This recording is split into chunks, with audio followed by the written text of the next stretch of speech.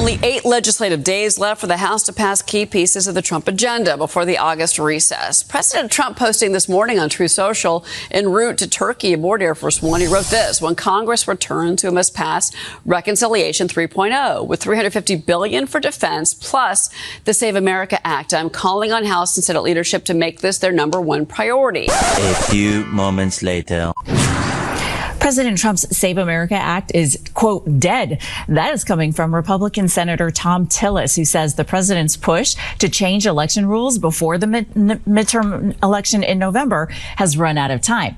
The North Carolina senator says it takes a full year for states to implement election changes and says Congress doesn't have the time to change the bill that can't seem to break past the Senate before the election. The president could throw tantrum after tantrum over passing the Save America Act, but it once again appears to be completely and utterly dead in the water. And don't just take that from me, take it from a Republican senator. And MAGA Mike, as he has been time and time again, is caught in the crosshairs. For a great majority, the majority of our majority, we are invested in getting this done. Listen, the SAVE Act is important to me. I voted 3 times to pass it.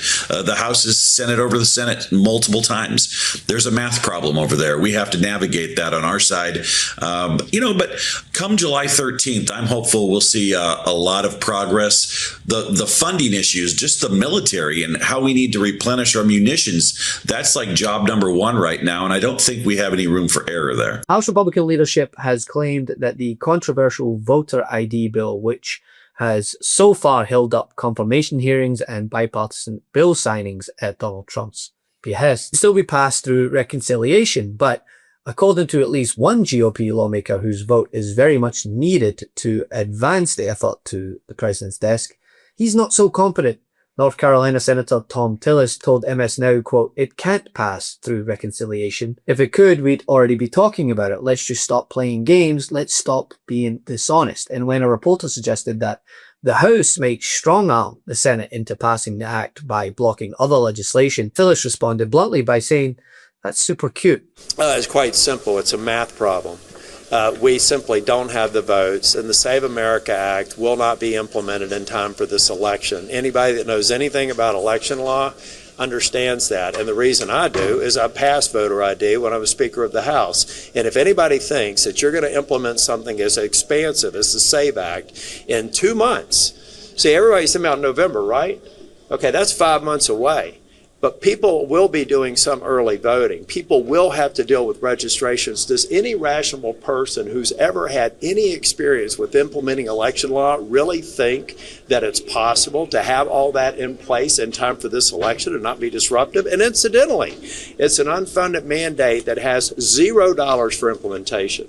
So I would ask anybody who actually understands how to pass laws, implement them, and have them in place at the level that they need to be to ensure the integrity of elections, how absurd is it to think that could be done by November? Ouch, right? That doesn't exactly sound like a vote of confidence in favor of the House Speaker, Mike Johnson. Now, Tillis has been one of the more vocal conservative critics of Donald Trump's signature bill, openly questioning how the Save America Act could be implemented without the use of federal funds. But he's not the only one that has called it into scrutiny. The Save America Act has sparked nationwide controversy. You have honest elections. What are your plans for the housing bill, Mr. President? I don't know. I think it's so unimportant by compared to the Save America Act. I think the Save America Act is exactly what it says. It's saving America from crooked elections. And the housing bill is a bill that can get approved. They worked on it long and hard. It's very bipartisan. 90% of Americans want voter ID, so why not do that? Let's look at the facts connected to this, Senator, because the perception is actually not the reality, particularly when it comes to the claims of election fraud. In fact, it was the Conservative Heritage Foundation that did an exhaustive study on this, going back all the way to the 1980s, and pointed out that there's only 100 total instances of non-citizens voting. Again and again, part of the problem with election integrity is that President Trump keeps accusing election systems of not being fair and not being secure, but there's actually no evidence to support that. So don't you need to bring to the American people a suite of issues, a suite of evidence that demonstrates this need? Or just give me one example of where there was some level of fraud that the Save America Act would have prevented that would have altered an election. Yeah, Ryan, I guess we just look at this differently. And since then, each reiteration seems to have even more problems, and the backlash on Capitol Hill was honestly so grave, it's become politically toxic to the point that whenever this is attached to a bill, it just torpedoes it, like the Homeland Security bill, forcing Republicans to bail on the package in order to end the congressional gridlock. And again, recently with defense spending, I mean, think about that for a second. Do you know how bad this act must be that it's holding up Republicans from funding the military? On the issue of affordability, there was a bipartisan housing bill that passed both chambers of Congress, but it's currently stalled after President Trump said that he won't sign the bill until the SAVE Act is passed. One of the elements of the SAVE Act requires voters to show ID. If there was a vote that came to the floor that just required voters to show photo ID, would you support it? Well, I mean, it depends on what it looks like. In Connecticut, you know, we have safe and secure elections. This whole idea behind the SAVE Act is trying to push a mythology that our elections aren't secure, are rigged. That's not true. The problem with the SAVE Act is that they don't really care about the voter ID provision. That's not why they're pushing the SAVE Act. They care about a provision that would create a national voter list that would allow Trump to go in and take people out of it so he could claim that the wrong people voted in state elections. It's actually why a lot of Republicans in the Senate don't support the SAVE Act. Donald Trump is the most unpopular president in the recent history of this country, and so he is trying to rig the election, but Senator, in part by creating this national. But Senator, if I could pin you down on that, though, do you think establishing a standard by which a photo ID is necessary to vote in elections is something that should exist in the United States? Just that simple premise. Yeah, I think there are a lot of people in my state that don't have that ID, and there's zero evidence in this country that there is a problem at scale with people faking their identification in elections. And again, let's just dispense with the idea that that's what this bill is about. That's not what this bill is about. This bill is about trying to create a national voter list that creates the pretext for Donald Trump to try to say that state elections have been rigged or manipulated. Okay. But the thing is, they won't deviate because the SAVE Act has become one of Trump's core obsessions. Why? It lets him keep fighting the same battle that he's never given up. And emotionally, I don't think he's ever left the 2020 election. You ever hear the fake news? They say that's an 80-20 issue. No, it's not. It's 99-1. You know, I've been doing politics now for 10 years. Not that long, considering I've won 3 elections. You know, so but we did great in the second one. It was a rigged deal. This game would have a big mark on it.